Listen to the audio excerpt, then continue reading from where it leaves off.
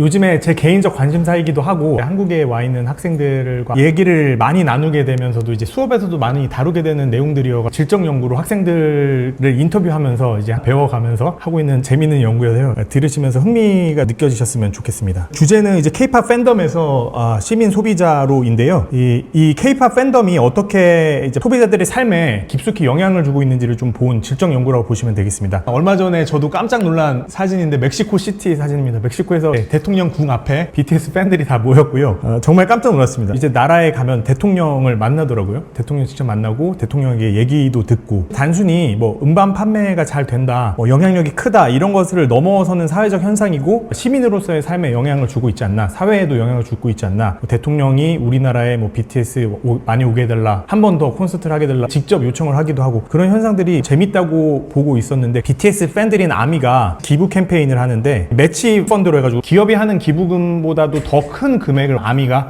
같이 매칭해서 하고 있습니다. 단순히 문화 행사를 넘어서 소비자들의 기부 행동과도 관련이 있고, 이걸 넘어서 하이브를 비판하면서 팬들이 K-팝 for Planet이라는 단체, 시민단체들을 만들어가지고 이 마케팅 행태들에 대해 비판하면서 친환경적인 경영을 하라, ESG 경영을 하라 이렇게 요구를 하기도 합니다. 뿐만 아닙니다. 뭐 블랙 라이브스 매터, K-팝이 이런 시빌 무브먼트와 연계가 되어서 한국뿐만 아니라 외국에서도 사회 운동들과 소비자들이 하나가 되는 일들이 벌어지고 있습니다. 우리나라에서도 응원봉 시위, 응원봉 뭐 혁명 이런 식으로 표현할 정도로 이 K-팝과 사회 현상들이 긴밀하게 연결이 된 것들을 계속 보고 있죠. 마케팅 연구자로서 이러한 스피로버 이펙트라고 할까요? 이런 것들을 어떻게 이해해야 할지를 고민하는 중에, 팬덤이라는 것이 단순한 소비 문화를 넘어가지고 이제 공적 영역으로 확장되는 사회적 기반이 되고 있는데, 이것이 한국에서뿐만 아니라 인도네시아, 필리핀, 태국 등 글로벌 사우스에서도 K-팝을 중심으로 해가지고 환경운동을 한다든지 자선운동을 한다든지 사회 이슈 캠페인으로 확장되는 것들을 많이 보고 있습니다. 이런 소비자 행동이 팬덤 레벨에서 이루어지면서 사회에 영향을 미치고 있는 것들을 보고 있으면서 문제의식을 갖게 되었고요. 과거에는 소비자들의 정체성 형성이랄까요? 시민으로서의 정체성 형성 공간이 가정과 학교, 뭐 교회라든지 지역 공동체, 시민단체였다라면은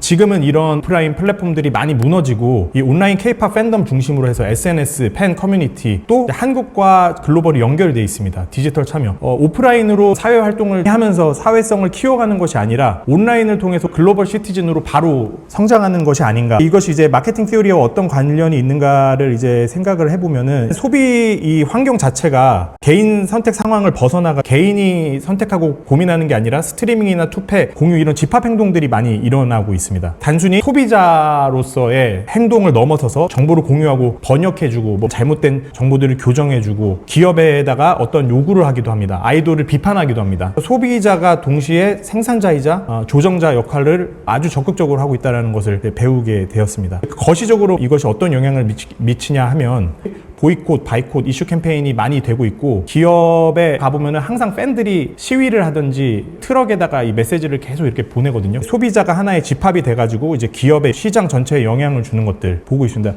BTS 팬들의 리뷰를 보시면은 하이브를 많이 비판합니다. 방시혁을 많이 비판하고, 단순히 어떤 내가 이 제품을 사니까 이 기업을 응원해 이런 개념이 아니라는 것을, 이런 경험들이 시민적 주체로 성장해 나가는 것들을 보여드리는 것이 아닌가. 기존 연구에서는 팬덤 연구 중심으로 팬덤이 참여적이고 능동적이고 창의적이라는 내용들이 연구가 많이 돼 있습니다. 제가 가지고 있는 연구 질문은, 팬덤에 참여한 사람들이 과연 어떻게 변화해가고 어떻게 팬덤이 되고 그 팬덤으로서 했었던 여러 가지 활동들이 스피로버 되는지, 참여의 장을 넘어서 소비자 역량을 형성하고 소비자가 집합으로서 목소리를 가져가는 현상이 되고 있다는 것을, 좀 이 팬덤을 통해서 어떻게 시민 소비자가 되고 어떻게 소비자 집합 행동을 하는지, 세 가지 분야를 같이 융복합하는 식의 연구가 아직 되어 있지 않다고 생각해서 연구를 하게 됐고요. 방법론으로는 심층 인터뷰를 하게 됐습니다. 어떻게 느끼고 무엇을 배우고 있는가를 더 자세하게 하기 위해서 연구를 했고요. 인터뷰를 10명을 했습니다. 한국도 있고 파키스탄도 있고 뭐 방글라데시라든지 주로 이제 글로벌 사우스 국가들이 있고요. 적극적인 팬도 있고 장기로 팬이 된 사람도 있고, 또 비판적인 팬도 있습니다. 또 팬이 아니면서 관찰하고 있는 사람도 있고요. 낮은 참여를 가진 사람도 있어서 다양한 관점들을 관찰해 보았습니다. 첫 번째 팬 같은 경우에는 팬덤 활동들을 통해 통해서 예전보다 낯을 덜 가리게 되고 커뮤니케이션 능력이 향상되고 사회화된 것들, 나도 무료 나눔 활동에 참여했다, 팬덤 내 교류와 참여에 활발하게 참여하고 있다라는 두 번째 팬 경우에는 팬덤을 통해서 이제 정서적 위로와 소속감을 경험하고 있고, 이제 페이스북 기반의 커뮤니티에 참여하면서 집합으로서 사회에 속하는 것을 좀 경험하고 있었고, 실제 행동으로는 스트리밍이나 투표, 정보 공유에 열심히 참여를 하고 팬 커뮤니티를 통해 가지고 기부하고 사회공헌 활동에 참여를 하고 있었고요. 다른 도움이 필요한 사람들은 온라인 네트워크를 통해 가지고 해외에 있는 팬들도 서로 도와주는 활동들을 하고 있었습니다. 세 번째 팬의 경우에는 BTS를 통해서 자긍심과 소속감을 느낀 것은 당연하고, 적극적인 활동으로 노래를 번역하고 이제 전 세계의 국가들 팬들과 연결하면서 이제 기부하고 그런 활동들을 하고 있다. 우리 국가를 넘어서서.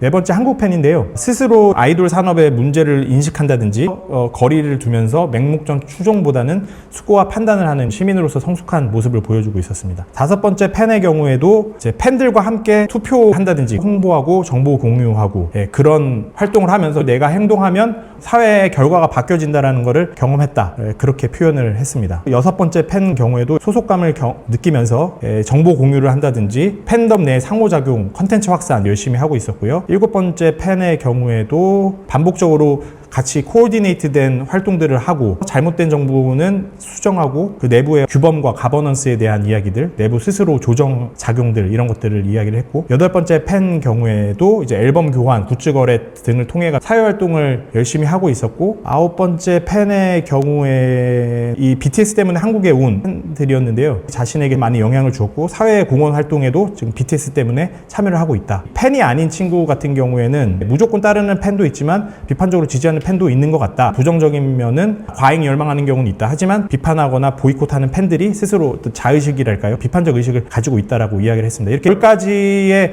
인터뷰를 간단하게 요약을 해 보았고요. 이제 제가 제안드리고자 하는 전체 그림은 이와 같습니다. 소비자, 시민, 학습 환경으로서의 팬덤인데요. 이런 반복되고 조정된 팬덤을 실천함으로써 스트리밍, 시청, 투표, 정보 공유, 번역, 기부, 보이콧, 집단적 목소리, 이런 것을 함으로써 친구들이 배우는 이 5가지의 개념을 통해 가지고 결국에 시민이자 소비자로서의 주체성이 생긴다라는 이 5가지는 이 다음과 같습니다. 첫 번째는 집합 정체성, 콜렉티브 아이덴티티고요. 두 번째는 집합 효능감, 콜렉티브 에피커시고요. 세 번째는 콜렉티브 액션, 집합으로서의 행동이고요. 네 번째로는 이제 비판적으로 소비자가 판단하는 것들. 다섯 번째는 시민으로서 활동하는 타인에 대한 책임감. 집단 정체성은 팬덤 경험을 통해서 우리라는 소속감 이 형성되는 것 말하고요. 협력적 행동이라는 것은 팬 활동을 통해서 서로 조직적으로 행동하는 것을 말하고요. 세 번째는 함께하면 변화시킬 수 있다라는 에피커시가 생긴 것을 말하고, 네 번째는 기업이나 시장, 아이돌 자체에 대해서 비판적으로 평가하고 요구하는 것을 말하고, 다섯 번째는 소비 영역을 넘어가지고 시민으로서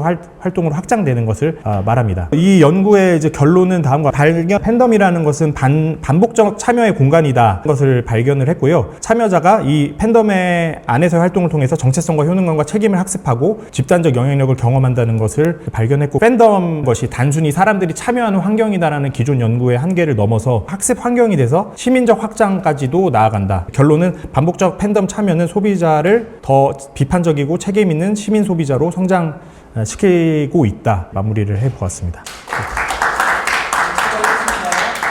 동기라고 말씀하셨는데 중요한 부분이고, 콜렉티브 아이덴티티 부분에서 다뤄야 되겠다는 학생들이 인터뷰하면서 이야기하는 거는 BTS 음악의 철학과 그 정체성과 자기한테 준 좋은 영향의 그게 코어인데, 콜렉티브 아이덴티티 부분에서 진정성 있는 동기랄까요? 성장에 대한 마음일까요? 그게 중심이 돼 있고, 그런 철학이나 가치관 같은 것이 내재화돼 가지고 그 기업에 대해서 비판적으로 보는 기준으로서 작동하는 면도 있고, 기업과 팬덤의 충돌 상황들에서 이익 추구의 동기가 팬들이 해석을 하느냐에 중요하겠다라는 생각이 들고, 그게 콜렉티브 아이덴티티에서 서비스 마케팅 측면에서 서비스 도미넌트 로직이라든지 그런 밸류 코크리에이션이라는 개념들을 살펴보면서 연구를 더 풍부하게 할 수 있게 한번 돌아보도록 하겠습니다. 감사합니다.